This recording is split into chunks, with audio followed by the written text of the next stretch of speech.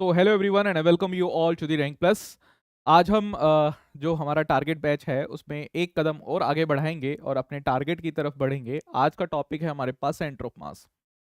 Previous class में अगर हम बात करें तो हमने स्टार्ट किया था वर्क एनर्जी एंड पावर से, और वर्क एनर्जी पावर मैंने आपको पूरा कंप्लीट कराया। उसमें मुझे 3 पार्ट कराने थे। वर्क हमने पढ़ा था, वर्क के जितने पैटर्न हो सकते थे अभी रिसेंट ईयर्स में जो क्वेश्चंस आ रहे थे वो सारे के सारे क्वेश्चंस हमने क्या किए थे, वहां पे किए थे। उसके बाद मैंने आपको एनर्जी बताया, पावर बताया, और कैसे आप हैंडल कर सकते हैं चीज़ों को, वो भी हमने अपनी ही क्लास में क्या किया था, डिस्कस किया था। आई होप कि you are well aware with those concepts जो हमने प्रीवियस क्लास में किए थे। ठीक है। अब क्या आता है कि हमारे पास है ना, कई बार ऐसा रहता है कि टिल नाउ अब तक हम सिनेरियो ऐसा बना के चल रहे थे कि जो ऑब्जेक्ट हमारे पास होती है वो पॉइंट ऑब्जेक्ट थी। जब हम चाहे काइनेमेटिक्स की बात करें, चाहे हम न्यूटन्स लॉज ऑफ मोशन की बात करें, कि basically we were considering only the point object, कि हमारे पास एक पॉइंट है और वो पॉइंट चल रहा है एक पर्टिकुलर वेलोसिटी से। बट अगर आप देखें कि बहुत बड़ी जैसे ट्रेन होती है और ट्रेन का इंजन अगर लगा हुआ है और ट्रेन का इंजन चलना स्टार्ट होता है, तो ट्रेन के इंजन की एक्सेलरेशन कुछ और होगी और जो ट्रेन का लास्ट डब्बा होगा उसकी एक्सेलरेशन कुछ और होगी। क्या बात समझ पा रहे हैं?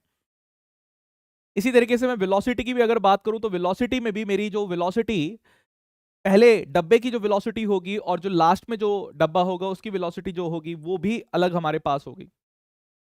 तो there are some situations in which we have to take the system of particles. I would say कि बहुत सारे पार्टिकल्स हैं, उसको हमें लेना पड़ेगा, या फिर जो एक्चुअली बॉडी रहती है, रिजिड बॉडी, उनको हमें क्या करना पड़ेगा, कंसिडर करना पड़ेगा। तो जब हम रिजिड बॉडी को कंसिडर करते हैं तो किस तरीके से हमारे पास काम चलता है वो हम आज देखेंगे। ठीक है। तो सेंटर ऑफ मास एक उसी का एक नमूना है हमारे पास जो हमें आज पढ़ना है। अब कोई आपसे पूछे कि यार ये सेंटर ऑफ मास क्या होता है ना, तो हम बिल्कुल बेसिक से स्टार्ट करेंगे and I will cover each and every concept जो आपके एग्जाम्स के लिए इम्पॉर्टेंट है। कहाँ गई Pranita?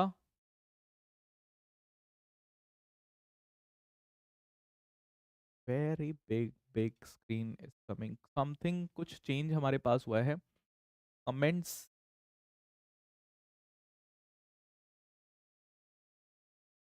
Comments, likes and views, okay, ये सब चीजें भी देखना स्टार्ट हो गई है। ओके, आगे बढ़े, चलिए बात करते हैं। तो जब हमें बात करनी है सेंटर ऑफ मास की, कि सेंटर ऑफ मास क्या होता है, तो एक बार इसको समझते हैं। समबडी आस्क यू क्या पढ़ा आज क्लास में, क्या पढ़ाया मनोज सर ने, तो आप उन्हें बताना सेंटर ऑफ मास पढ़ाया। तो वो पूछेंगे कि मनोज सर ने पहली चीज कही थी कि ये क्या होता है, एक इमेजिनरी पॉइंट है। ठीक है, क्या है वो? एक इमेजिनरी पॉइंट है। वेयर, एक imaginary point where we can assume, जहां पे हम मान सकते हैं, where we can assume that whole mass of the system, where we can assume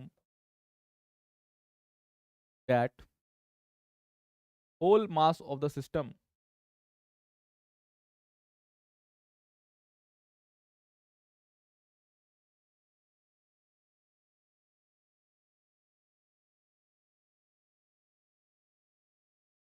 is concentrated।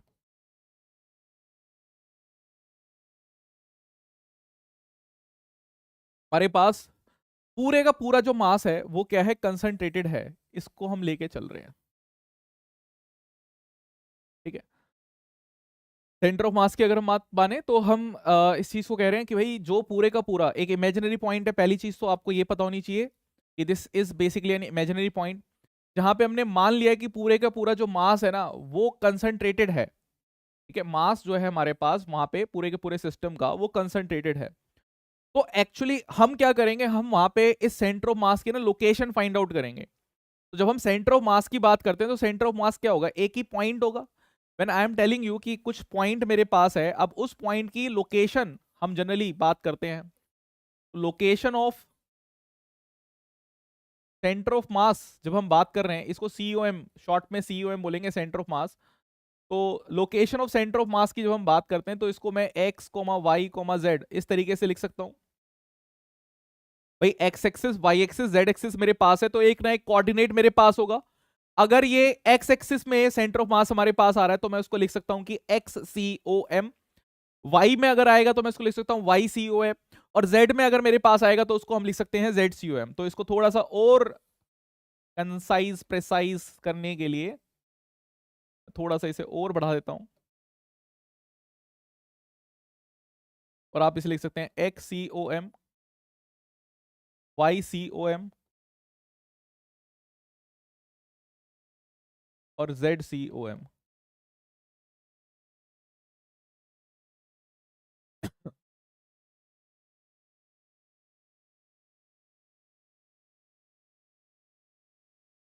ठीक है, ये आपके पास हो जाएगा।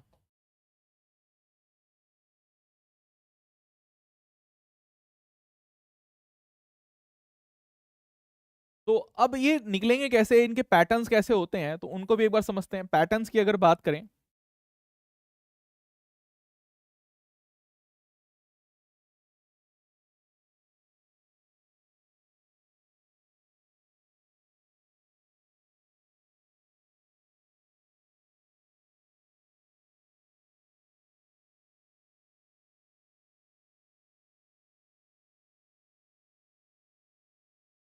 पैटर्न्स ऑफ क्वेश्चंस की अगर बात करें तो हमारे पास कैसे सिस्टम आ सकता है। तो एक को तो हम जो सबसे ज्यादा इंपॉर्टेंट हमारे पास होता है उसको हम लेके चलेंगे कि 2 पॉइंट मासेस, कि हमारे पास 2 पॉइंट मासेस रहेंगे तो फिर कैसे हम काम करेंगे। दूसरा हम लेके चलेंगे मल्टीपल पॉइंट मासेस,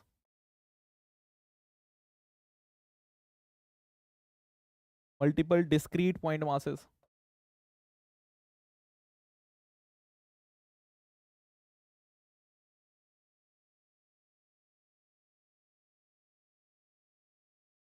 ठीक है, और तीसरा हम लेके चलेंगे कंटिन्यूस।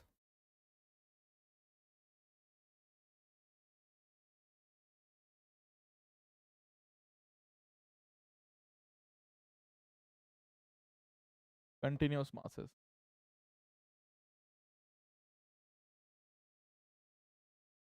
ये मेरे पास रहेगा। ठीक है, 2 point masses, multiple discrete point masses और कंटिन्यूस मासेस। तो ये 3 सिनेरियोज हमारे पास रहेंगे। इसको भी थोड़ा सा हाईलाइट कर लेते हैं। एक्स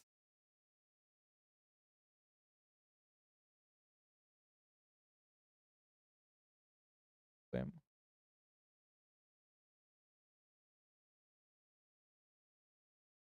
वाई सी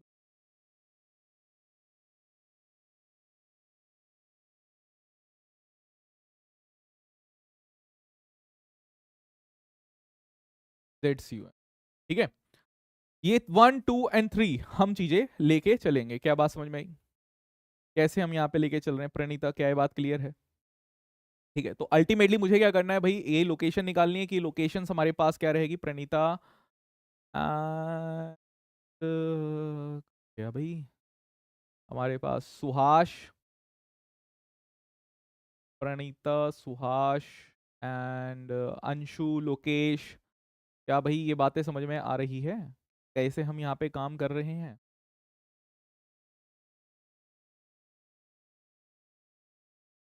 ठीक है, चलिए आगे बढ़े। सबसे पहला काम करते हैं, 2 पॉइंट मासेस का काम कर लेते हैं।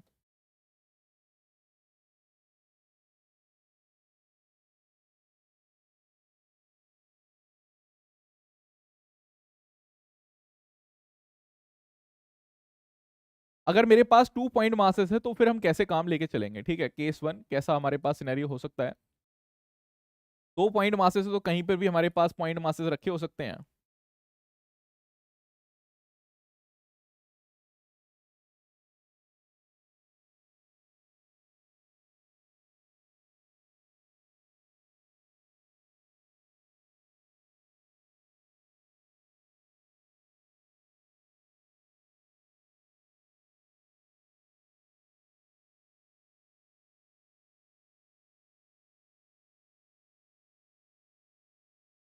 वाई एक्सिस,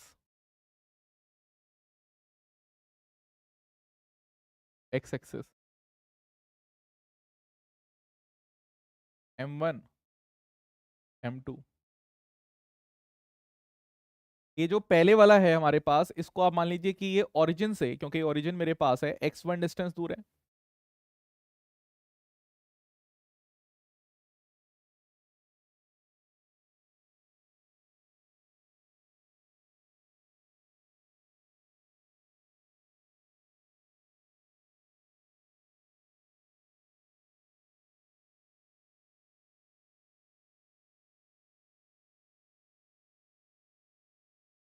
यहां से मान लीजिए कि x2 डिस्टेंस हमारे पास दूर है, ठीक है, केस 1 में।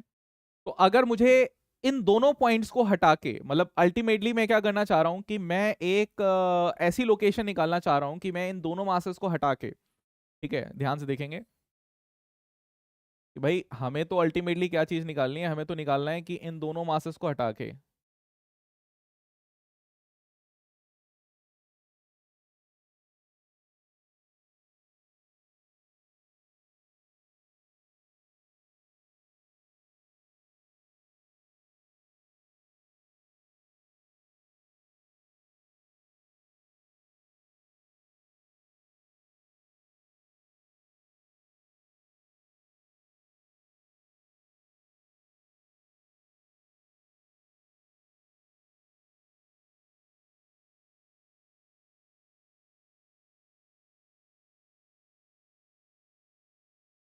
यहाँ पे आप लेके चल रहे हैं कैपिटल एम,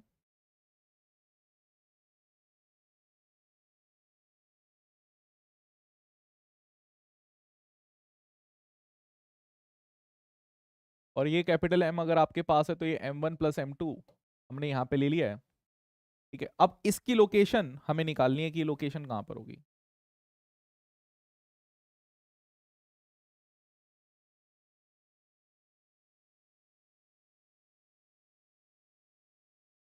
मतलब आप एक्चुअली ये काम करना चाह रहे हैं, इक्विवेलेंट ही तो निकाल रहे हैं,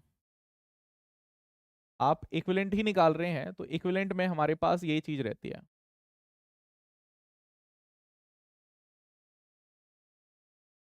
कि आपको ये वाला जो सिस्टम आपके पास है, आपको इस सिस्टम में चेंज करना है कि हमारे पास एक ऐसी लोकेशन है जहां पर एक मास हम रख सकें, जो मास हमारे पास इन दोनों मासेस के सम के बराबर होगा, एक ही पॉइंट मेरे पास होगा, मुझे उसकी लोकेशन निकालनी है कि वो लोकेशन कहां पर रहेगी, सेंटर ऑफ मास से, ठीक है।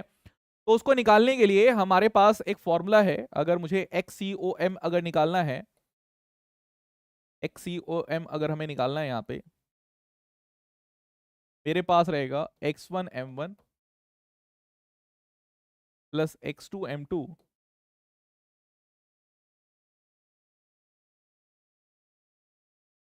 Divided by m1 + m2।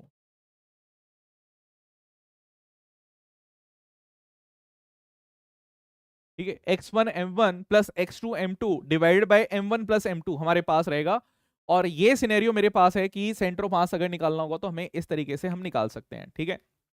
अच्छा, इसी के लिए एक एग्जाम्पल ले लेते हैं, पहले एक बहुत ही बेसिक सा एग्जाम्पल जिसको मैं अपनी क्लास में यूजली करवाता हूँ, है ना, उसको हम पहले ले लेते हैं और फिर हम यहाँ पे बात करेंगे कि क्या हमारे पास सिनेरियो रहेगा। एक एग्जाम्पल लेके चलते हैं, एक एग्जाम्पल नंबर 1 कि कैसे आप निकाल सकते हैं, और एक एग्जाम्पल नंबर 2, इसी में हम एक वैरायटी क्रिएट करेंगे। Let me first draw an axis for you. एक एक्सेस यहाँ पे बना लिया और यहीं पर हम एक दो मासेस यहाँ पे रख देते हैं।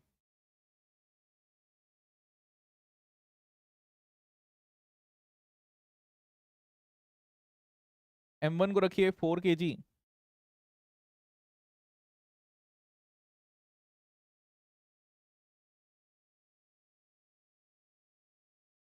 m2 को रखिए 8 kg,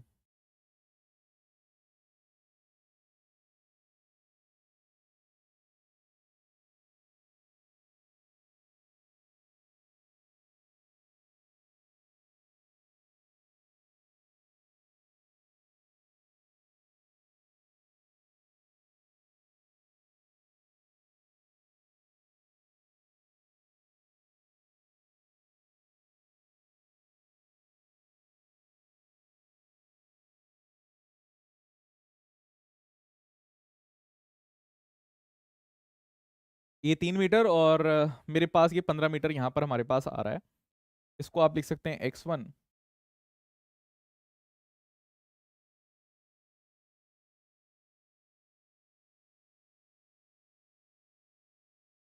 और ये आपके पास है x2, ठीक है। ये दो चीजें आपके पास है। अब देखिए यहाँ पे,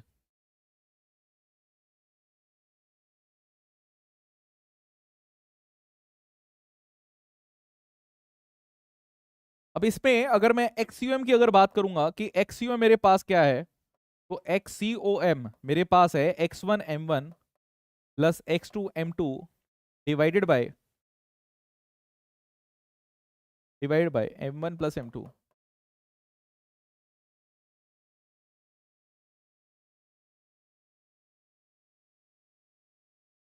इसी को यहाँ पे रखिए, x1 आपके पास है 3 × 4 plus 15 × 8 divided by total mass हमें लेके चलना है, तो टोटल मास आपके पास है 12। ठीक है, तो ये आपके पास हो जाएगा 15 × 8, 8×5 = 40, 120, 120 हमारे पास होता है।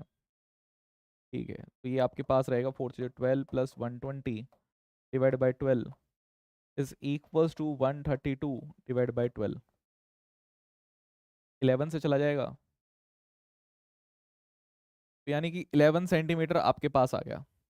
तो मैं यहाँ पे लिख सकता हूँ कि XCOM की जो वैल्यू मेरे पास रहेगी वो आ जाएगी 11 सेंटीमीटर। अच्छा, ये 11 सेंटीमीटर कहाँ से आया? बिकॉज ये लोकेशन है, तो हम यहाँ से कह सकते हैं कि ये इस ओरिजिन पॉइंट से 11 सेंटीमीटर पर मेरे पास है। ठीक है, इस ओरिजिन पॉइंट से 11 सेंटीमीटर पर मेरे पास है, यानी कि अगर मैं इसी डायग्राम को आगे लेके चलूँ तो मैं यहाँ पे 7 मीटर और एक्स्ट्रा ऐड कर सकता हूँ। नहीं, 7 नहीं, 8 मीटर हम एक्स्ट्रा ऐड कर सकते हैं।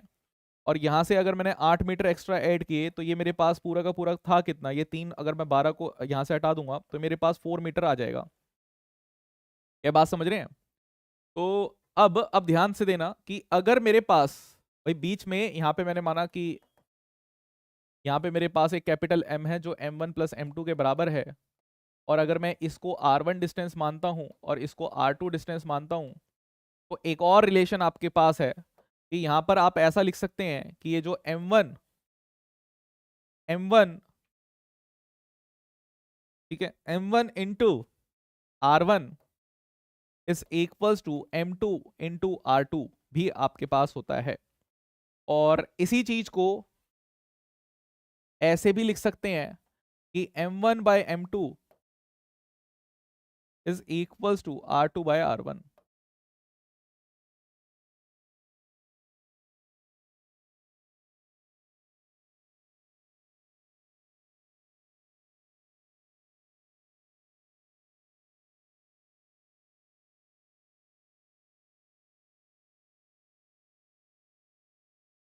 ठीक है, ये भी हमारे पास आ जाएगा कि M1 by M2 is equals to R2 by R1 था यहाँ।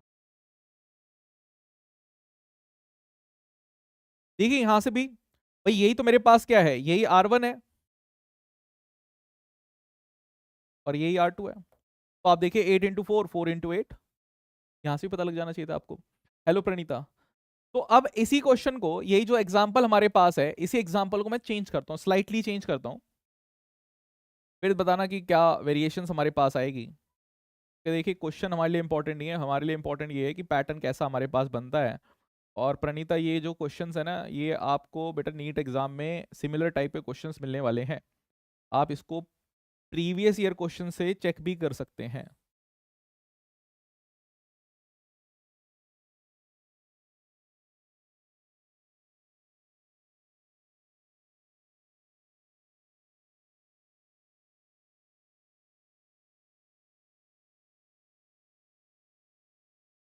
अब की बार क्या चेंज हमने किया,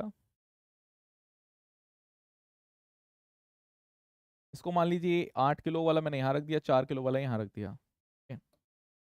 और अब आपको बताना है कि अब क्या डिफरेंस आएगा।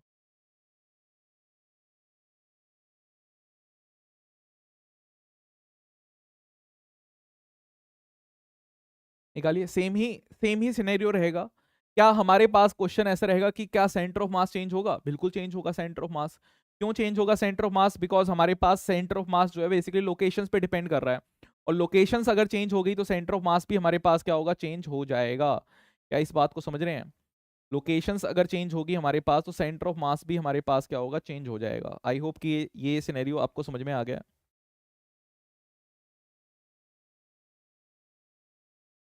ठीक है प्रणीता, निकालिए भाई, जल्दी से निकालिए, I am waiting for you कि आप इसका आंसर दे दें, इसी चीज का तो वेट कर रहे हैं। बाकी और किस चीज का लिए हम इंतजार कर रहे हैं? आंसर करिए, जल्दी बताइए क्या रहेगा। 1 मिनट, इसको चार्जिंग से हटा देते हैं। कई बार चार्जिंग एक्स्ट्रा हो जाती है, कई बार चार्जिंग कम हो जाती है। Please do let me know what is the answer and light up the comment sections.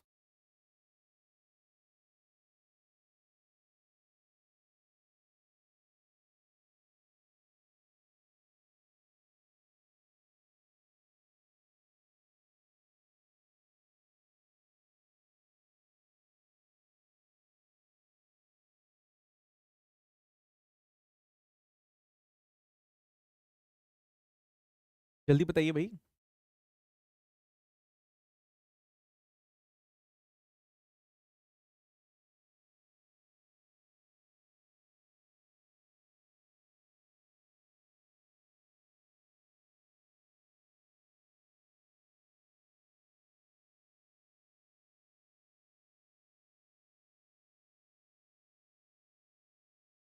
देखिए क्या करना है हमें, फिर से वही XCOM निकालने के लिए आप कह सकते हैं कि भाई हमारे पास रहेगा x1m1 plus x2m2 divided by m1 plus m2। ठीक है, तो इसको आप सॉल्व जब करेंगे तो आपके पास कितना आएगा, 8 × 3,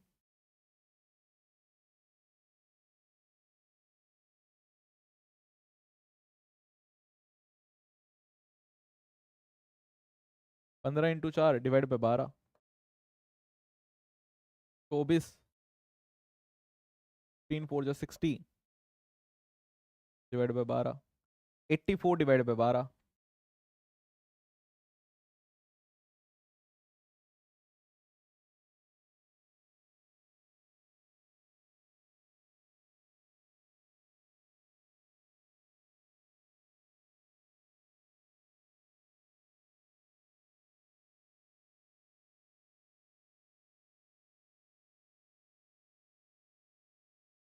नहीं कटेगा ना ये?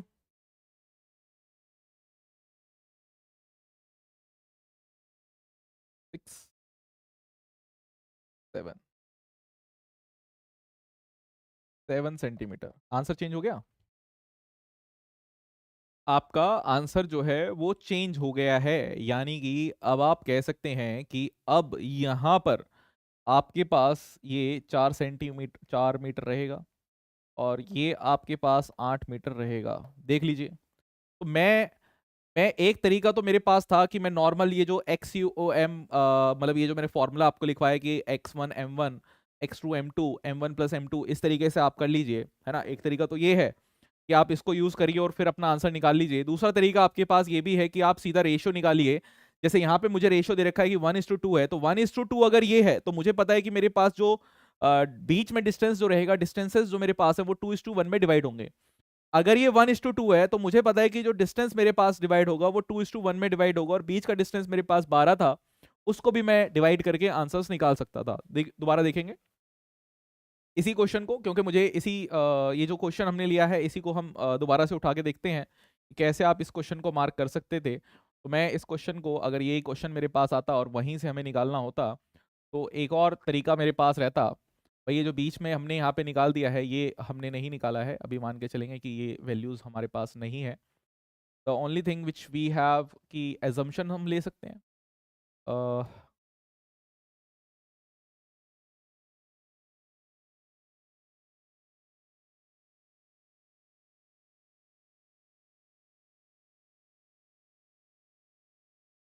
एजम्पशंस हम ले सकते हैं,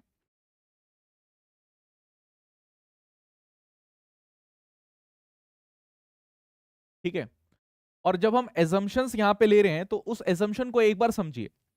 जैसे मैंने कहा कि भाई मेरे पास M1 और M2, मैं ऐसा मान सकता हूं कि मेरे पास जो M1 और M2 है वो किस तरीके से है, उस चीज को समझिए। M1 यहाँ है, M2 यहाँ,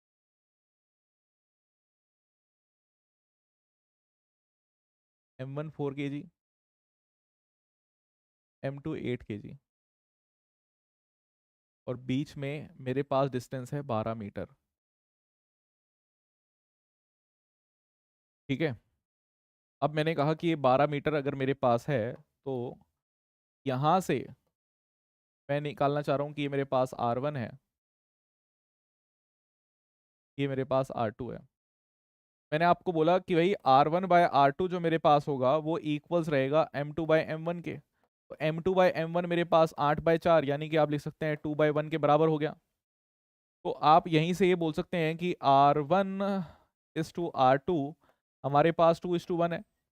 और मैं इसी को लिख सकता हूँ कि 2x + 1x is equals to 12 metre मेरे पास है। तो इसका मतलब कि 3x is equals to 12 metre मेरे पास है। इसको इससे 4 करिए, x की वैल्यू आपके पास आ जाएगी 4 मीटर। और x की वैल्यू अगर आपके पास 4 मीटर है, x की वैल्यू अगर आपके पास 4 मीटर आ गई, तो इसका मतलब कि आपके पास जो R1 रहेगा वो आपके पास 8 मीटर रहेगा, और जो R2 रहेगा ये आपके पास 4 मीटर है। देखिए पीछे आंसर यही तो निकाला है, 8 मीटर और 4 मीटर। तो इस तरीके से भी हम क्या है इस क्वेश्चन को सॉल्व कर सकते हैं। मतलब ये मेरे पास रहता है, इसको मैं कहता हूँ रेशियो मेथड। तो ये रेशियो मेथड भी आप यहाँ पर यूज कर सकते हैं। There are so many methods जिसको आप यूज करते हैं सेंटर ऑफ मास निकालने के लिए, बट मैं ज़्यादा कॉम्प्लिकेट नहीं करना चाहता आप सभी के लिए, क्योंकि फिर उसमें ज़्यादा कॉम्प्लिकेशंस जब आती है, ज़्यादा मेथड्स दिमाग में रहते हैं, और आपको फिर एग्जाम में जब आप क्वेश्चंस कर रहे हैं तो आपको फिर दिमाग लगाना पड़ेगा यार कौन सा मेथड आप यूज कर लें, है ना। तो वहां पे आपको खुद ही दिमाग लगाना पड़ेगा कि यार ये मेथड यूज करूं कि दूसरा ना करूं। ठीक है, एक तरीका तो वो रहता है। फिर आइए यहीं पर हम आगे बढ़ते हैं, और एक और सिनेरियो हमारे पास ऐसा होता है, केस 2। अभी हम उसी पे चल रहे हैं जो पॉइंट मासेस हमारे पास थे। 2 पॉइंट मासेस में ही केस 2 वाला मुझे यहाँ पे मैं करवा रहा हूँ। फर्स्ट इसी को उठा लेते हैं जो हमारे पास है। देखिए भाई 2 पॉइंट मासेस में केस 2 हम लेके चल रहे हैं, और केस 2 में क्या रहता है कि इस तरीके से आपको कोई वैल्यू नहीं बताएगा, बस आपको ऐसे ही दो मासेस दे देगा कि दो मासेस आपके पास रखे हुए हैं, एक M1 दे देगा और दूसरा M2 दे देगा।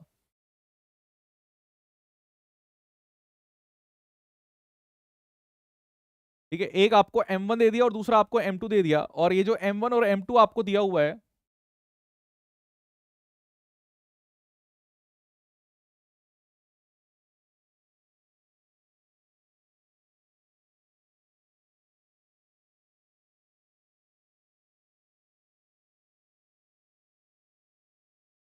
ये आपका x डिस्टेंस दूर है।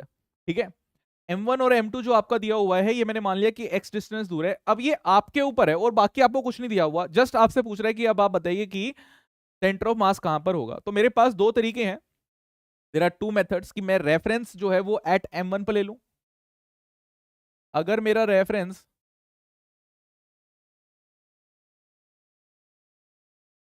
M1 है,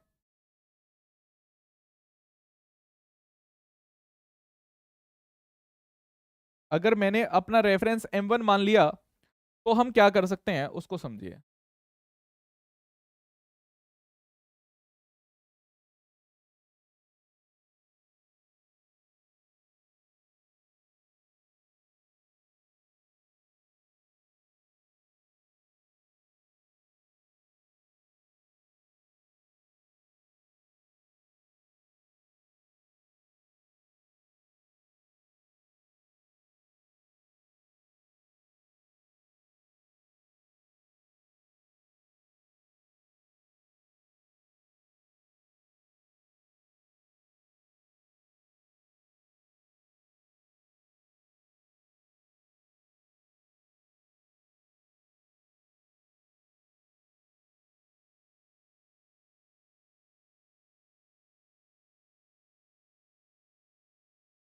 तो ये मेरा जीरो है, और इसको मैं लिख सकता हूं x,0।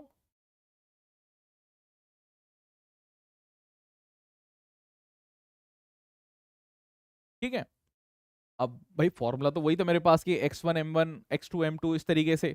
तो इसके लिए अगर मैं XCOM अगर निकालना चाहूं, XCOM मेरे पास हो जाएगा भाई x1, मतलब ये वाली वैल्यू तो जीरो ही है कि नहीं। इसके लिए मैं ये कह सकता हूं कि भाई ये M1 वाला पॉइंट कहां पर है, तो M1 के लिए x1 जीरो है। और अगर कोई मेरे से पूछे कि ठीक है M2 कहां पर है, तो मेरे लिए x2 की वैल्यू कितनी है, वो x है। तो एक चीज हमारे पास ये आ गई। अब हमसे एक्सियोम की वैल्यू पूछ रहा है कि एक्सियोम मेरे पास क्या होगा। मैं लिख सकता हूँ जीरो, जीरो के साथ कुछ भी मल्टीप्लाई करिए जीरो ही होगा, है ना। और इसी को आप यहाँ पे अगर लिखते हैं तो ये आपके पास रहेगा m2x divided by m1 plus m2।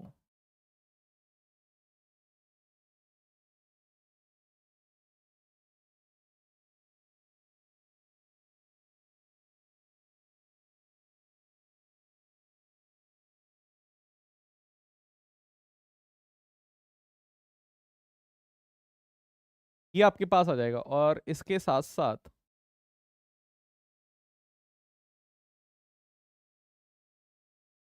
आप एक और काम कर सकते हैं, रेफरेंस।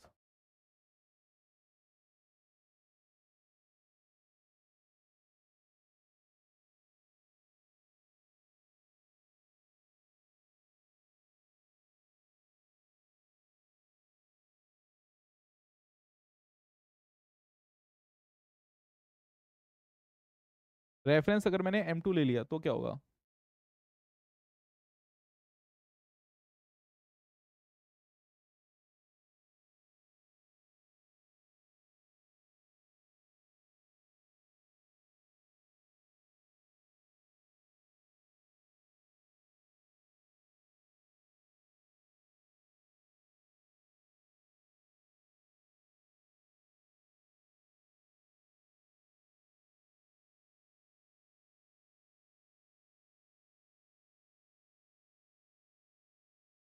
वाई एक्सिस मैंने यहाँ पर कहा कि मेरे पास वाई एक्सिस है, वहां से हम ओरिजिन्स को लेके चल रहे हैं। तो अब इस सिनेरियो में अगर मुझे एक्सयूएम निकालना पड़ेगा क्योंकि यहाँ से हम डिस्टेंस लेके चल रहे हैं, ठीक है, तो इस सिनेरियो में एक्सयूएम मेरे पास जो होगा वो यहाँ से आएगा, XCOM आपके पास हो जाएगा m1x divide by m1 plus m2।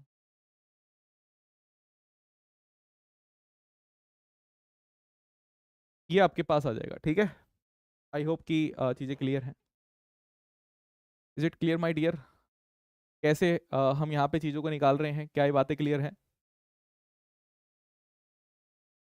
करें एक क्वेश्चन इसी पे।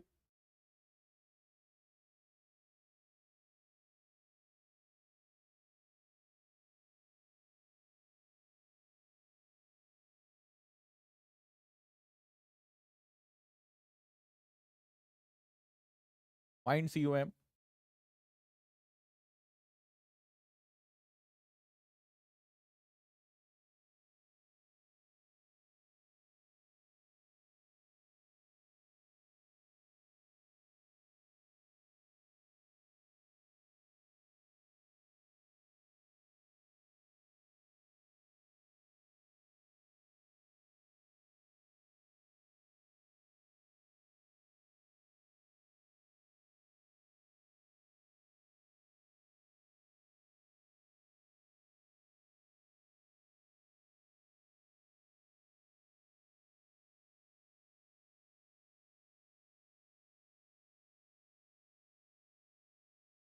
इसको मैंने 15,0 मान लिया। m1 जो है मान लीजिए 1 kg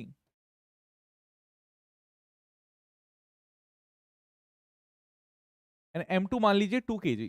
ठीक है, ये सिनेरियो आपको दे रखा है और आपको सेंटर ऑफ मास निकालना है कि सेंटर ऑफ मास क्या होगा। तो बहुत ही आसान सा तरीका है, जल्दी से आप मुझे बता दीजिए कि क्या सेंटर ऑफ मास रहने वाला है। मैं आपको ऑप्शंस भी दे देता हूँ, चलिए यहाँ पे मैं आपके लिए ऑप्शंस भी क्रिएट कर देता हूँ कि ऑप्शंस हमारे पास क्या रहेंगे। ए ऑप्शंस मान के चलिए कि आपके पास आ गया 0,9। बी ऑप्शन आपके पास आ गया 9,0। सी ऑप्शन आपके पास आ गया 8,0। डी ऑप्शन आपके पास आ गया 7,0। निकाल दीजिए।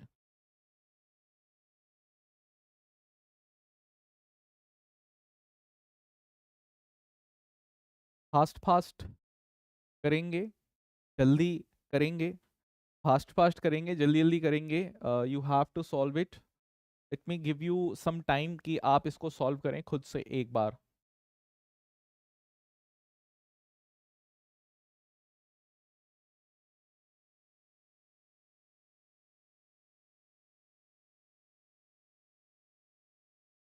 चलिए सॉल्व करिए। चार्जर लिया है मैं, पर जल्दी से सॉल्व करिए इसे।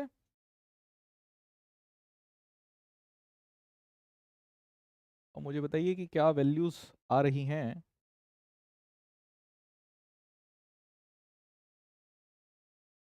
तो आप कैलकुलेट करेंगे, क्या वैल्यूज आपके पास आएगी जो आप कैलकुलेट कर रहे हैं।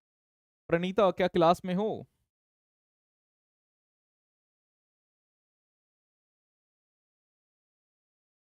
क्या नाम है? Sahil. Sahil. Hello Sahil, are you there?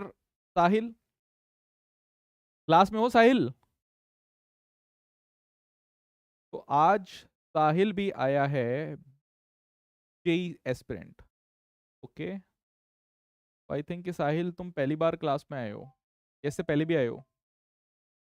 हमने तुम्हारी चैट देखी नहीं यार, आज तो इतनी बड़ी चैट चल रही है। Good evening Praneeta. चलिए अब हम यहाँ पर आते हैं और इस पे देखिए कि कैसे हमारे पास काम चल रहा है। भाई मैंने आपको क्या कहा कि मैंने आपको बोला कि सेंटर ऑफ मास के लिए अगर मेरे पास रेफरेंस ले लिया है, तो अगर मैं ये यहाँ पे रेफरेंस लेके चलता हूँ कि रेफरेंस जो है मेरे पास m1 है, इफ रेफरेंस जो है वो मेरे पास m1 है,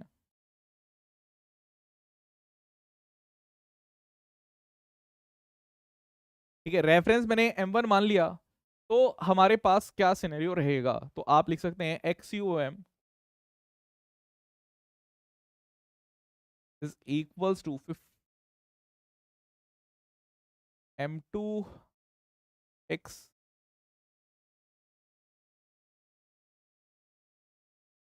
divide by m1 plus m2।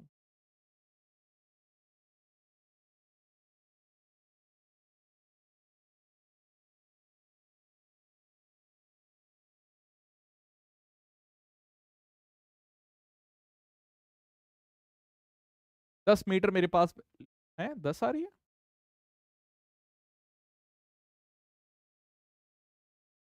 None of this भी लिख सकते थे, नन ऑफ दिस भी लिख सकते थे।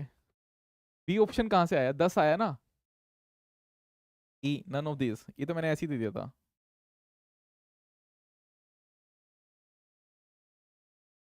10 नहीं आएगा, 10 आ गया ना हमारे पास।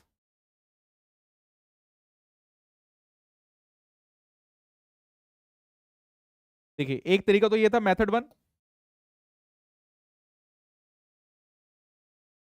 दूसरा मैंने मेथड 2 आपको बोला था कि रेफरेंस के तरीके से भी हम कर सकते हैं।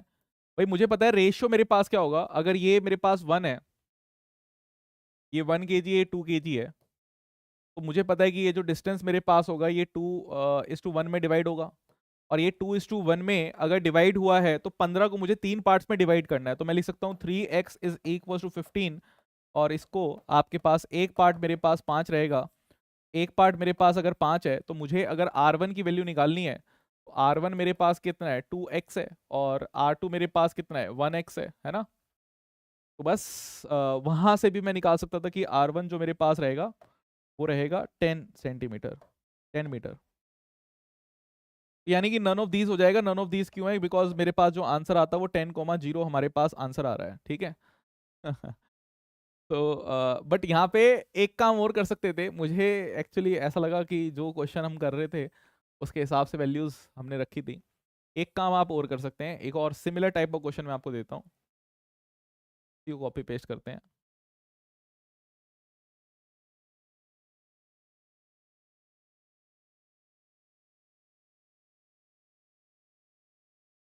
अब बस चेंज करता हूँ मैं इसको।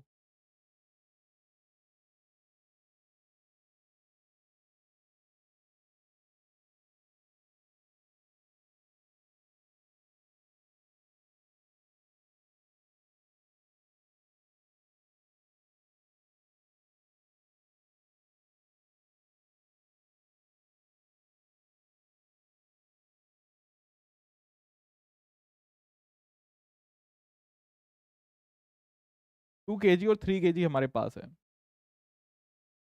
तो मान लिया 2 kg, ये मान लिया हमने 3 kg, ठीक है। अब निकाल दीजिए, अब निकाल दो प्रणीता। अब क्या ऑप्शन आएगा मुझे बताओ। एक को 2 kg मान लिया, एक को 3 kg हमने मान लिया, और फिर निकालिए कि कितना हमारे पास आ जाएगा।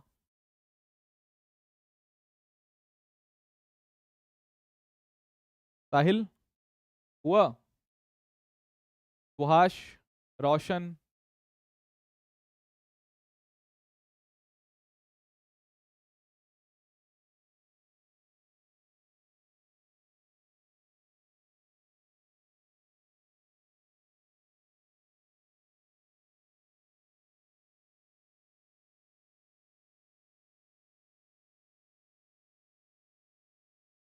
जल्दी करिए सॉल्व। फास्ट फास्ट आंसर चाहिए हमें।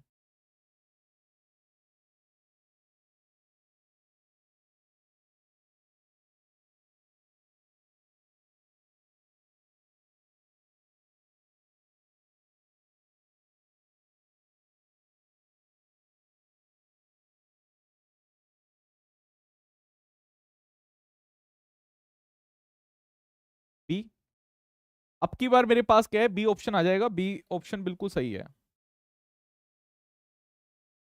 क्योंकि अगर हम इसको लेके चलेंगे तो इसमें हम देखिए कैसे करेंगे कि मुझे पास 3 × 15 डिवाइडेड बाय दोनों के मास को जोड़ देना है। 5 5 × 10 5 3 15, तो ये आपके पास आ जाएगा 9 मीटर। सिमिलरली मेथड 2 से अगर मैं करूं, जिसको हम रेशियोज का मेथड कहते हैं, तो ये मेरे पास कितने रेशियो में डिवाइडेड है? 3x और 2x में डिवाइडेड है। तो मैं लिख सकता हूं कि मेरे पास 5x इज इक्वल्स टू 15 के बराबर है। x की वैल्यू आपके पास आ जाएगी 3।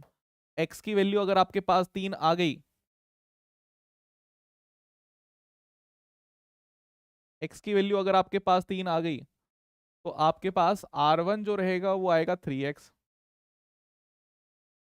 और इसको आप लिख सकते हैं 3 × 3, 9 मीटर। ठीक, समझ गए वही बात? बिल्कुल सही है। चलिए, आई होप कि ये जो हमारे पास, देखिए मैंने आपको पैटर्न्स यहाँ पे बताए कि कैसे हम यहाँ पे काम करते हैं, है ना? तो मैंने इसमें आपको 3 मेथड बता दिए हैं। इसके 3 मेथड मैंने को आपको सिखाने थे। मैंने आपको 3 मेथड सिखाए कि ये 3 मेथड से आप इसको सॉल्व करिए। There could be multiple methods, बहुत सारे मेथड्स हैं भाई। मैंने अलग अलग बुक्स पढ़ी हैं। मेरा तो काम तो यही है कि मतलब आपको पढ़ाने से पहले कितने घंटे पहले मैं पढ़ने स्टार्ट करता हूँ, है ना? डिफरेंट डिफरेंट बुक्स हैं, और एक बुक को कितनी मल्टीपल टाइम्स हमने पढ़ रखे हैं, वही क्वेश्चन हमें रटे रहते हैं। तो 3 मेथड्स मैंने आपको बताए, जिसमें सबसे पहला मेथड मैंने आपको बोला कि एक मेथड आपके पास है कि आप जो है कि XCOM अगर आपको निकालना है, तो आप लेके चलेंगे x1m1 plus x2m2 divide by आपके पास m1 प्लस m2। ठीक है, ये आपके पास पहला था। इसके बाद मैंने आपको दूसरा बोला कि दूसरा जो है आपके पास, इस वाले में आपने क्या काम किया कि XCOM जो है, एक को आप रेफरेंस लेके चल रहे थे, तो आपके पास आता था x/m2, मतलब जो दूसरा मास आपके पास रहेगा, divide by m1 plus m2, है ना? जो भी डिस्टेंस आपके पास है आप उसको लेके चल सकते हैं, जो दूसरा मास आपने दूसरी तरफ लेके चले हैं। ठीक है, फिर एक सिनेरियो आपके पास और है, जिसमें हम थर्ड पार्ट की अगर बात करें, रेशियो मेथड को यूज करते हैं। और रेशियोज में हम, जो हमारे पास मासेस का रेशियो है, उसका इनवर्स हम यहाँ पे कंसिडर कर लेते हैं। तो हम यहाँ पे लेके चलते हैं कि भाई R1/R2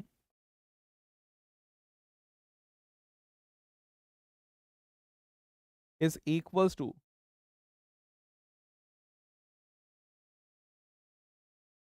M2/M1। ठीक है, तो ये हमारे पास सिनेरियोज हैं। ये 3 मेथड्स मैंने आपको करवाए हैं। ये 3 मेथड्स आई होप कि आपको समझ में आ गए हैं। अच्छा, इसमें डिस्क्रीट मल्टीपल मासेस में हम ज़्यादा कुछ छेड़खानी नहीं करना चाहते।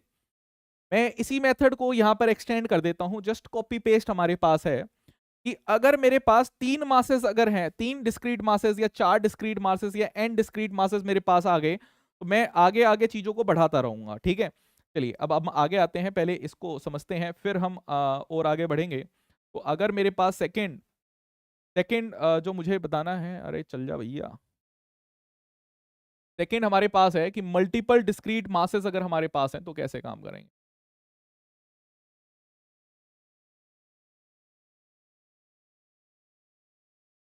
मल्टीपल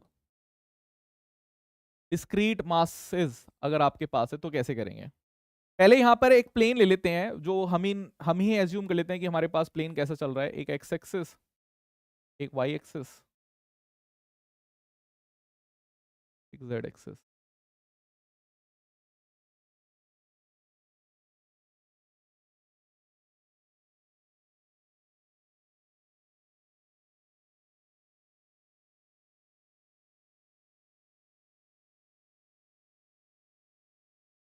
आपके पास कोई कोऑर्डिनेट रखा हुआ है?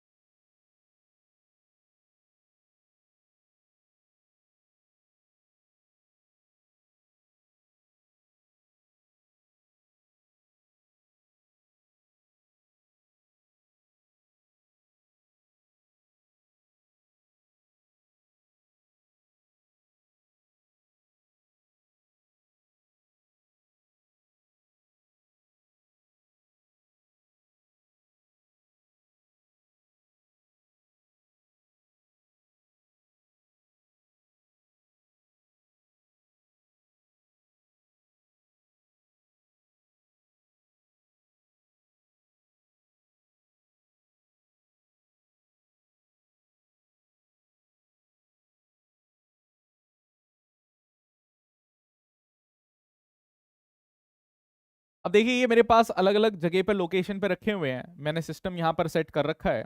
अब मुझे क्या लेके चलना है, मुझे तो इन दोनों के बीच का सेंटर ऑफ मास निकालना है कि इन दोनों के बीच का सेंटर ऑफ मास कितना मेरे पास होगा।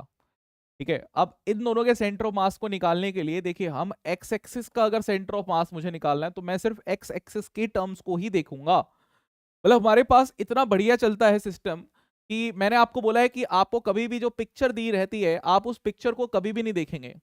आप किस चीज को देखेंगे? आप देखेंगे पिक्सल्स को। तो पिक्सल्स को अगर आप देखेंगे तो बड़ी जल्दी से जल्दी आप क्या कर सकते हैं, आंसर्स को मार्क कर सकते हैं। पिक्चर नहीं देखनी है आपको, पिक्सल्स देखने हैं।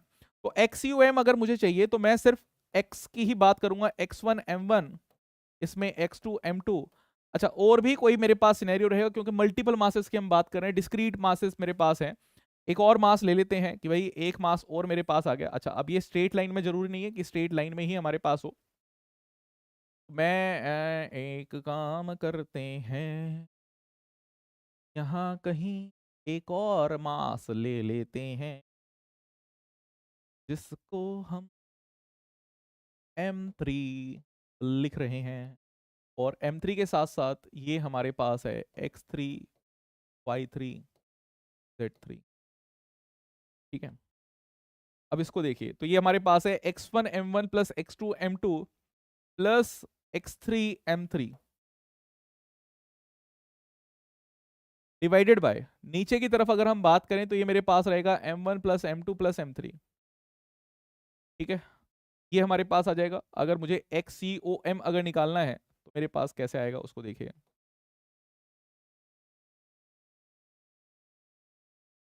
फिर अगर मुझे YCOM अगर निकालना है,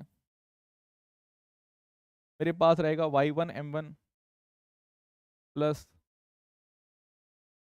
y2 m2 plus y3 m3 divide by m1 plus m2 plus m3। ठीक है, और देखिए, अगर मुझे ZCOM निकालना है,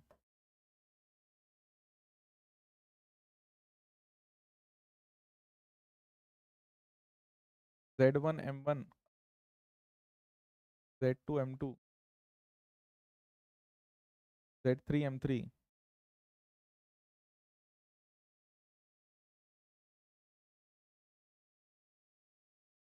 ये हमारे पास सिनेरियो आ जाएगा, यानी कि आप एक्स एक्सेस भी निकाल सकते हैं, वाई एक्सेस भी निकाल सकते हैं, जेड एक्सेस भी निकाल सकते हैं।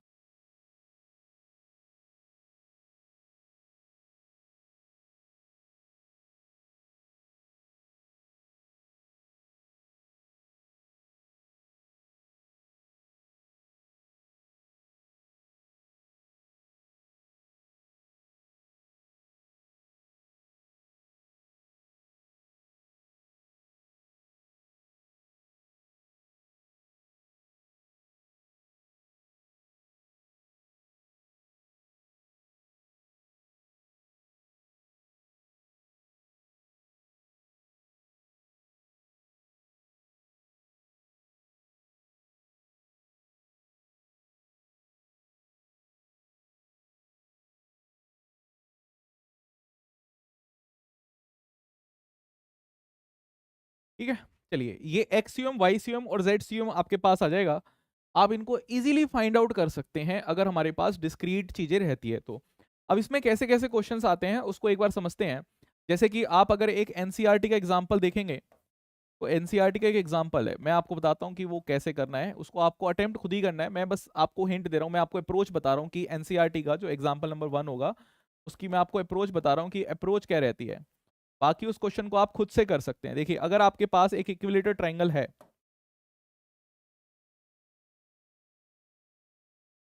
अगर आपके पास एक इक्विलेटर ट्रायंगल है,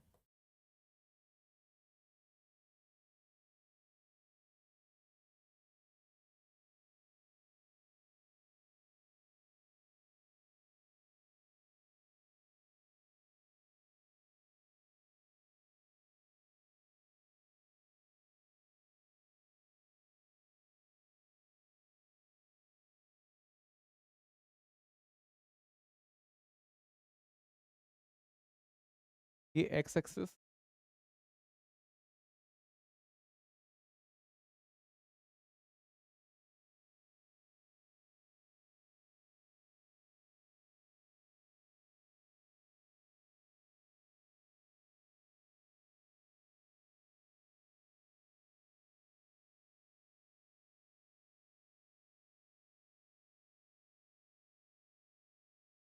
मैंने साइड ले रखी है ए मेरे पास साइड है।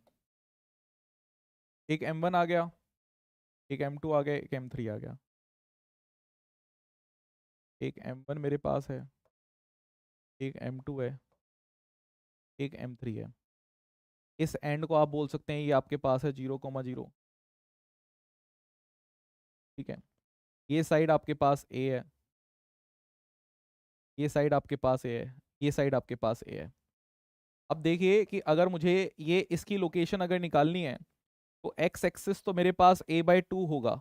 अब मुझे ये हाइट निकालनी है कि एक्चुअली ये हाइट कितनी है, कोमा हाइट मेरे पास होगा यहाँ पे, है ना। और हाइट कैसे निकलती है एक इक्विलेटर ट्रायंगल की, तो एक इक्विलेटर ट्रायंगल की हाइट को आप ऐसे लिख सकते हैं। देखिए, एरिया ऑफ ट्रायंगल आप लिख सकते हैं half into base into height. इसके अलावा ये हमारे पास होता है √3/4a², यानी कि a² आपके पास है। इसको इससे कट कर दीजिए, 2 को 2 से कट कर दीजिए, आपके पास हाइट की वैल्यू आती है √3/2a। ये आपके पास क्या आएगी, हाइट की वैल्यू आ जाएगी। इस हाइट की वैल्यू को आप लिख सकते हैं √3/2a। ये आपके पास क्या होगी, हाइट की वैल्यू होगी। और M3 की बात अगर हम करें तो M3 हमारे पास रहेगा 1,2। दूसरा तरीका भी हमारे पास है। देखिए, काफी लोग इससे भी निकाल देते हैं। अगर हाइट ही हमें निकालनी है तो ट्रिग्नोमेट्री क्यों ना यूज कर लें कि ये 60 डिग्री हमारे पास होता है। और इसको अगर मुझे निकालना है तो ये मेरे पास रहेगी h की वैल्यू। अगर मैं इसी ट्राइंगल में वैल्यू निकाल लूँ तो h इज इक्वल्स टू मेरे पास रहेगा a sin 60 डिग्री। और साइन 60 डिग्री हमारे पास क्या होगा, साइन 60 डिग्री होता है √3/2। मैं ऐसे लिख सकता हूँ कि h इज इक्वल्स टू √3/2। मेरे पास ये वैल्यू यहाँ पर आ जाएगी। क्या बात समझ रहे हैं? यहाँ से मेरे पास ये वैल्यू आ जाएगी। This is for NCERT example. और फिर तो आप आराम से निकाल सकते हैं। मतलब मुझे अल्टीमेटली करना क्या है, मुझे अगर मैं इसको देखूं कि x1, इसको अगर मुझे देखना है तो ये मेरे पास क्या रहेगा भाई, ये x1 y1 आया, ये x2 y2 मेरे पास आएगा। इसको मैं लिख सकता हूँ x2 y2। इसको हम लिख सकते हैं x3 y3। ये हमारे पास जो है इसको लिख सकते हैं x1 y1।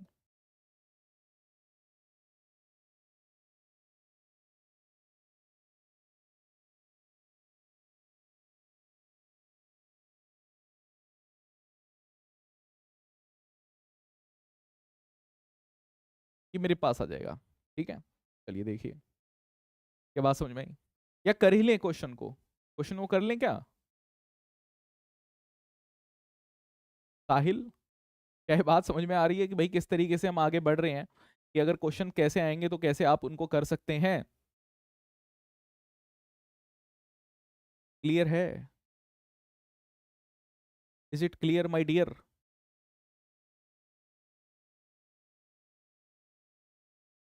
ठीक है। चलिए, अब हमारे पास हम बात करते हैं कि कंटिन्यूअस बॉडी, अरे ये क्या हुआ। अब हम बात करते हैं, हाँ प्रणीता, अब हम बात करते हैं कि अगर कंटिन्यूअस बॉडी हमारे पास आती है तो फिर हम कैसे काम करेंगे। ठीक है। तीसरा सिनेरियो हमारे पास है कि कंटिन्यूअस बॉडी अगर आती है तो फिर कैसे हम सेंटर ऑफ मास को निकालेंगे।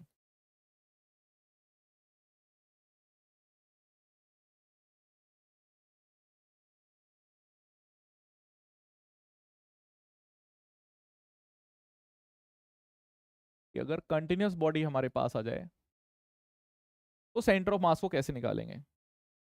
तो सेंटर ऑफ मास के लिए फिर हमें इंटीग्रेशन करना पड़ेगा, यानी कि एक्स सी ओ एम अगर मुझे निकालना है तो मेरे पास रहेगा एक्स डॉट डी एम, इसका इंटीग्रेशन।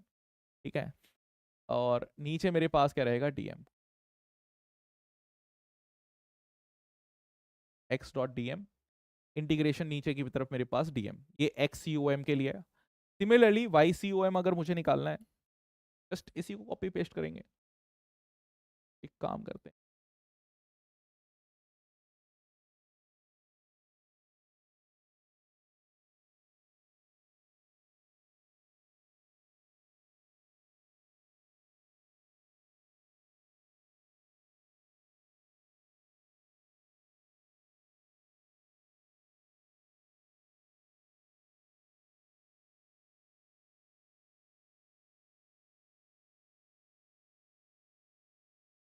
ठीक है, ये आपके पास तीनों सिनेरियोज आ जाएंगे। चलिए एक क्वेश्चन करें कैसे हम इस चीज को निकालते हैं।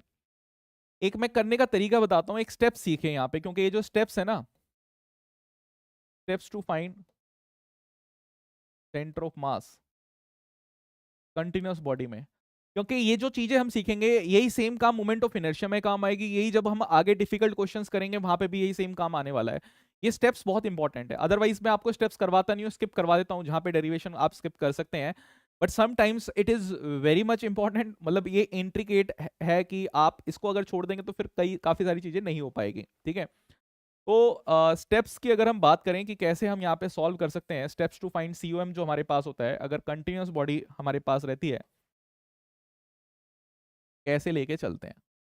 मैं इसके लिए एक एग्जांपल ले लेता हूँ, ले लेते हैं कि एक यूनिफॉर्म रॉड मेरे पास है। ठीक है, एक रॉड ले लेते हैं कि यूनिफॉर्म रॉड है मेरे पास, और एक रॉड ड्रॉ ही कर लेते हैं।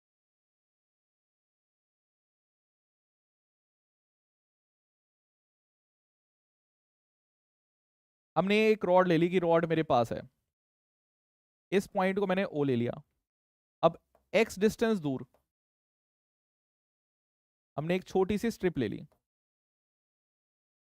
एक्स डिस्टेंस दूर हमने एक छोटी सी स्ट्रिप ले ली, इसका मास है डीएम। अच्छा, टोटल मास जो है पूरी रोड का वो मेरे पास है एम, और पूरी रोड की जो लेंथ है मेरे पास वो है एल। एक रॉड मेरे पास है जिसकी मास है एम और लेंथ है एल। मुझे क्या निकालना है, मुझे यहाँ पे सेंटर ऑफ मास निकालना है। तो सेंटर ऑफ मास निकालने के लिए पहला चीज जो मैंने किया कि वो किया कि मैंने यहाँ पे एज्यूम कर लिया कि मेरे पास एलिमेंट क्या रहेगा, क्योंकि जिस एलिमेंट को मैं बार बार जोड़ता अगर रहूंगा तो मेरे पास पूरी की पूरी पिक्चर मेरे पास मिल जाएगी। तो मैं इस चीज को ऐसे भी कह देता हूँ बच्चों को कि आप सबसे पहले पिक्सल चूज करिए कि आपका पिक्सल क्या है, जिस चीज को आप आसानी से निकाल सकते हैं। तो भाई मेरे पास एक छोटी छोटी स्ट्रिप्स अगर रहेगी तो इन्हीं छोटी सी स्ट्रिप्स को मैं जोड़ दूंगा तो मेरे पास आगे तक पहुंच जाएंगे। तो फर्स्ट स्टेप, स्टेप वन जो हमारे पास होता है वो होता है choose an element. Step one जो हमारे पास होता है, पहला होता है कि चूज एन एलिमेंट, कि आप एक एलिमेंट को यहाँ पे चूज करें। तो मैंने सबसे पहले क्या करा है, एक एलिमेंट को चूज कर लिया जो मेरे पास ये एलिमेंट है डीएम का। अब सबसे नेक्स्ट स्टेप हमारे पास है कि फाइंड डीएम। डीएम को अब आप निकालिए।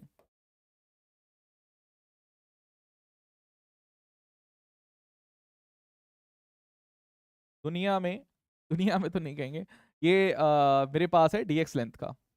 मैं कह रहा हूं कि इंडिया में अगर हम बात करें तो तीन लोगों की बहुत बढ़िया तरीके से चलती है। ठीक है, अगर हम बात करें इंडिया में, ठीक है, अगर हम इंडिया में बात करें तो तीन लोगों की बहुत चलती है भाई। डिस्ट्रिक्ट में आपके डीएम की, स्टेट में आपके सीएम की, और कंट्री में आपके पीएम की। अगर आप इन तीनों में से किसी लोगों को जानते हैं तो भाई आपको फिर किसी बात की टेंशन नहीं है ना। तो हम भी यहाँ पर इसी बारे में बातें कर रहे हैं। तो आपको डीएम निकालना, तो डीएम कैसे निकाल सकते हैं, अगर मैंने माना कि मेरे पास मास और यहाँ पे हम लेके चल रहे हैं लेंथ।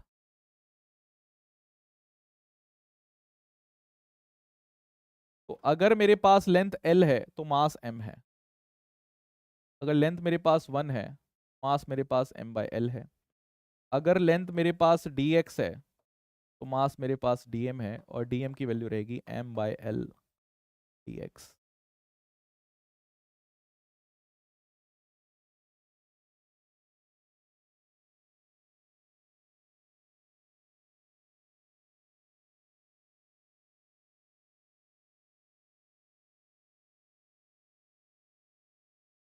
समझ में आई बात? तो हमने ये चीज निकाल ली। अब ठीक है, स्टेप 3 हमारे पास है कि अब फॉर्मूले में सब्स्टिट्यूट कर देंगे और हमारे पास आंसर आ जाएगा। तो स्टेप 3 जो मैं यहाँ पे कर रहा हूँ कि अगर मुझे XCOM अगर निकालना है तो वो मेरे पास होगा x.dm divided by integration of dm। अच्छा, मुझे ये पता है कि भाई नीचे को अगर मैं मास को 0 से l तक अगर इंटीग्रेट कर दूं, 0 से l तक अगर इंटीग्रेट करूंगा तो मास तो मेरे पास m ही आएगा। और इस वाली वैल्यूज को मैं सब्स्टिट्यूट कर देता हूं कि मेरे पास आएगा m/l तो कांस्टेंट है x.dx, और 0 से l तक मुझे लेके चलना है। मास मास कट गया, आपके पास वैल्यू आ जाएगी XCOM is equals to 1/l, और इसको आप लिख सकते हैं x²/2 l और 0, तो आपके पास आएगा l² डिवाइड बाई 2l। ये आपके पास कट हो गया, आपके पास आएगा l/2। ठीक है, सो इसको आप लिख सकते थे कि ये जो है आपके पास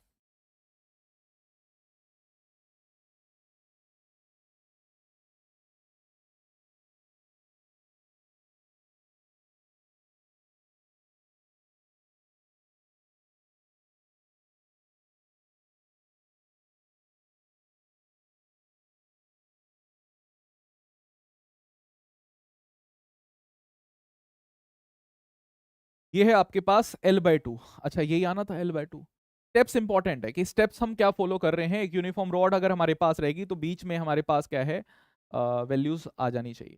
ठीक है, और इसी को आप आगे भी बढ़ा सकते हैं। मतलब ये तो मैंने एक बहुत ही सिंपल सा केस बता दिया कि हमारे पास यहाँ पे कैसा सिंपल सा केस रहेगा तो क्या होगा।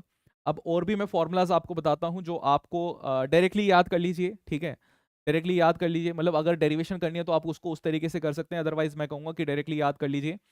डायरेक्टली हम इनको यूज करेंगे। आपकी कुछ मूवमेंट वाले जो है कि मोशन हमारे पास होता है कि एक अगर पर्सन दौड़ रहा है ना, जब तक कोई एक्सटर्नल फोर्स बाहर से नहीं लगे, ध्यान रखना। नीट में ये क्वेश्चन आ रखे हैं मल्टीपल टाइम्स, 2 या 3 बार आपको प्रीवियस ईयर में मिल जाएंगे। 37 ईयर्स में 3 क्वेश्चन है। ठीक है, मुझे पता है पूरा। 37 ईयर्स में 3 साल क्वेश्चन आया है ये सेम क्वेश्चन, कि कोई एक्सटर्नल फोर्स नहीं लग रही और ऑब्जेक्ट क्या है, अंदर ही अंदर मूव कर रही है, तो सेंटर ऑफ मास कभी चेंज नहीं होता। अगर एक्सटर्नल फोर्स नहीं लग रही तो सेंटर ऑफ मास भी कभी चेंज होगा नहीं। ठीक है, उसके क्वेश्चंस हम कल करेंगे, जहां पे मैं मूव भी करा दूंगा कि बाहर से कोई एक्सटर्नल फोर्स लग रही है। बट ये सेंटर ऑफ मास के फॉर्मुलाज आपको याद होने चाहिए। अगर मेरे पास एक सेमी सर्कुलर रिंग है तो उसका सेंटर ऑफ मास हमारे पास 2r/पाई पर होता है, और अगर मेरे पास सेमी सर्कुलर डिस्क है तो उसका हमारे पास 4r/3 पाई पर हमारे पास रहेगा। ठीक है, सिमिलरली अगर मेरे पास हेमीस्फेरिकल स्फेयर है, हेमीस्फेरिकल स्फेयर की बात हम कर रहे हैं, शेल है ये एक तरीके से, तो इसका जो हमारे पास रहेगा वो r/2 पर रहता है। ये काफी इंपॉर्टेंट है, r/2 यानी कि बिल्कुल बीच में। और सॉलिड हेमीस्फेयर की अगर हम बात करें तो ये 3r/8 पर रहता है। दोनों ही फॉर्मुलाज आपको याद करने हैं।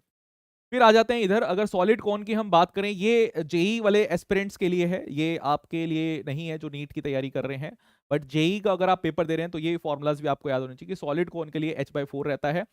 सर्कुलर आर्क के लिए अगर हम बात करें तो r sin θ/θ रहता है। होलो कोन की अगर बात करें तो h/3 रहता है, और अगर सर्कुलर प्लेट की हम बात कर लें तो 2r sin θ/3θ हमारे पास होता है। अब आपके पास ऐसे क्वेश्चंस भी आ जाते हैं कि कैसे हमारे पास ये चीज जो है वो वेरी करेगी। तो हमने वहां पे चीजें निकाली ना, उसी के अकॉर्डिंगली ये है। तो ये क्वेश्चन मैं आपको होमवर्क दे के आ रहा हूँ, अगर नहीं होता तो फिर हम इसको नेक्स्ट क्लास में डिस्कस करेंगे। तो ये भी आपका होमवर्क है। और फिर सिमिलर टाइप का ये भी क्वेश्चन है, ये भी आपका होमवर्क है। ये λx², इसको आप लेके चलेंगे, ये आगे चला गया, ये भी आपका होमवर्क है। फिर ये भी आपका होमवर्क है। ये 3 क्वेश्चन जो है ये रीसेंट ईयर्स के जेई मेन के प्रीवियस ईयर क्वेश्चंस मैंने यहाँ पे दिए हैं। ठीक है, कि अब तक जो काम हमने किया है कि उसको देख के आप ये क्वेश्चंस कर पा रहे हैं कि नहीं कर पा रहे हैं। कल वाली क्लास में हम सेंटर ऑफ मास को ही कंटिन्यू करेंगे। टुमारोज नेक्स्ट क्लास की अगर हम बात करें तो नेक्स्ट क्लास में हम COM के कुछ न्यूमेरिकल्स डिस्कस करेंगे। ये जो कॉन्सेप्ट, आपको 3 कॉन्सेप्ट मुझे बताने थे, बेसिक कॉन्सेप्ट मैंने बता दिया। अब किसी चीज को रिमूव करते हैं तो क्या इफेक्ट आता है, कि कोई चीज अगर मूव करती है तो क्या इफेक्ट हमारे पास रहता है, उन सब चीजों को हम नेक्स्ट क्लास में डिस्कस करेंगे, ठीक है।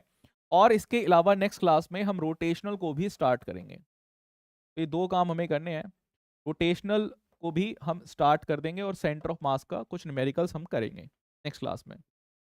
System of particles and rotational motion chapter आपका है, पहला टॉपिक हम यही काम करते थे। चलिए आज की इस क्लास को यहीं पर हम समाप्त करते हैं। थैंक यू, धन्यवाद आपको।